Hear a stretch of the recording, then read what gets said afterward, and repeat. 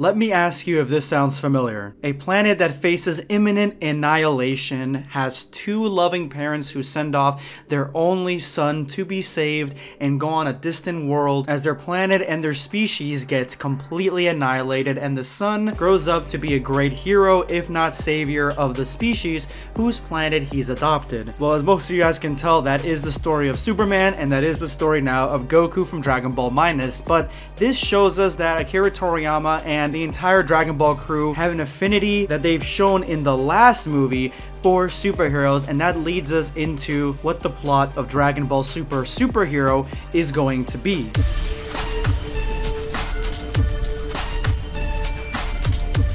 Prepare yourself, Dan Saiyan.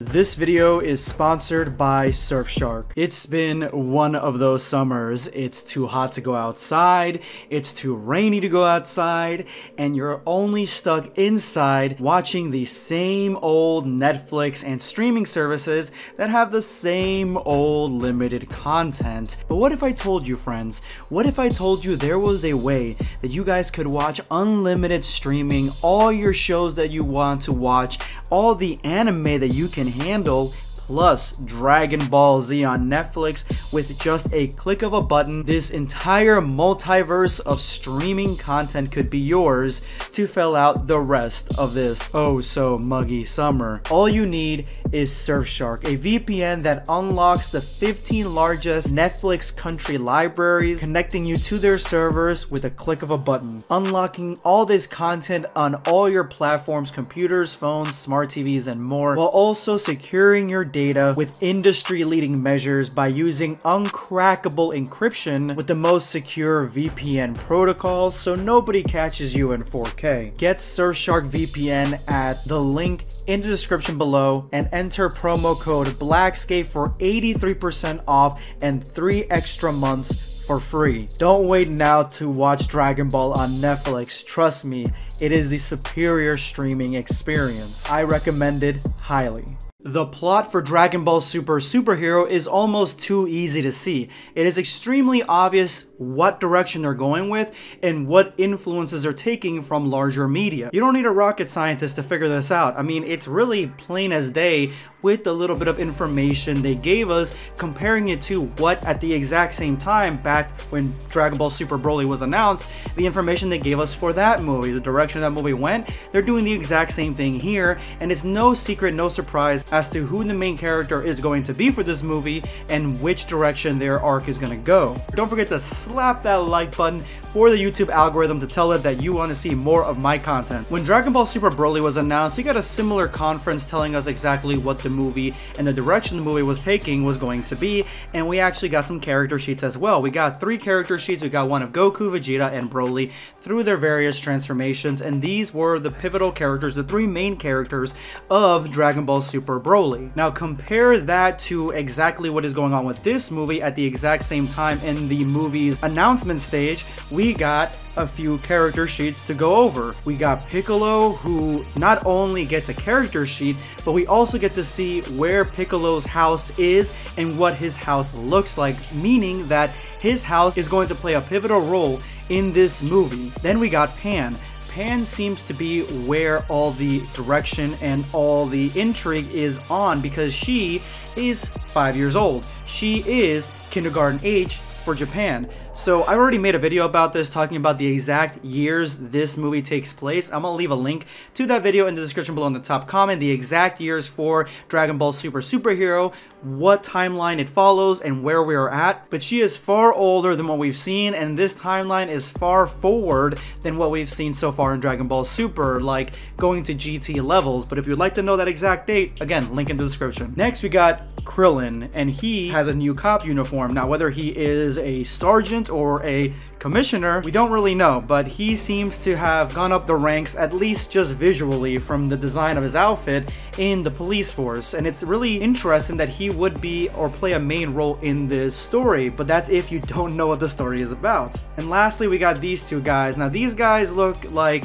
they could either be villains or added characters for this story that have a pivotal role. It's unclear. I don't want to say that they are villains just because they look sort of villainous. To me, they kind of look like Thing 1 and Thing 2. But again, they could be good guys. They could be part of the team or part of the movie in a positive way, but they also could be the main antagonist or what leads us to the main antagonist. So now that we got that out of the way, we know that Toriyama loves comic books, Western comic books. He is a comic book fan. I mean, again, Dragon Ball Minus is just the story of Superman. It's Superman's origin story just made for Goku. And now with this movie being called Superhero, and we're talking about superheroes, and he has two in-universe superheroes at his disposal, Great Saiyaman and Great Saiyawoman, who are the parents of Pan, it's not a long shot to believe that Pan seems to be the main focus of this movie, and she more likely will be the character that we are following. This is or seems to be her origin story as a superhero. That's the only way out of knowing all these characters, knowing their histories,